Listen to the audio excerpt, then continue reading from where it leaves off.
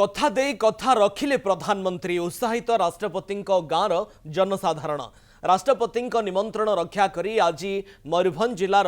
रायरंगपुर उपखंड पहाड़पुर गाँव को आसुचंती प्रधानमंत्री देशर सर्वोच्च पदवी अधिष्ठित होगा परे राष्ट्रपति द्रौपदी मुर्मू निज गाँ पहाड़पुर को आसवा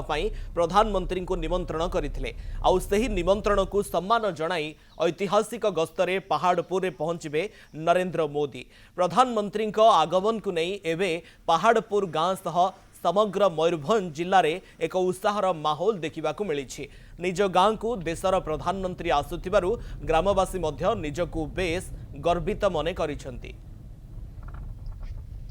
वास्तव में सार आम्भे माने बहुत खुशी जेहेतु एका संगरे भारतर यशस्वी प्रधानमंत्री और भारतर महामहिम राष्ट्रपति यही गाँव को आसुछंती तांकर यही आगमन होछि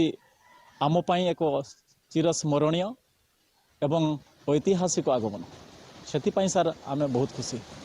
तांको आगमन पाई आपण माने देखि पारुछंती पूरा गाँ सारा खुशीर माहौल तांको अपेक्षा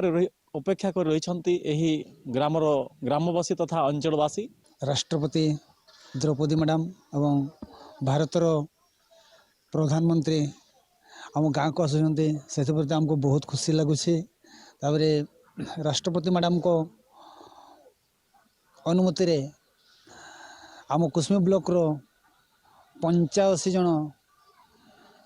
85 गाँव रो माझी बाबा मान मु निजे जाई निमंत्रण करिछि से माने मध्य एठी आसी उपस्थित रहिबे आ तांको सहित टिके वार्ता देबे बोली से हमको जणाई छंती।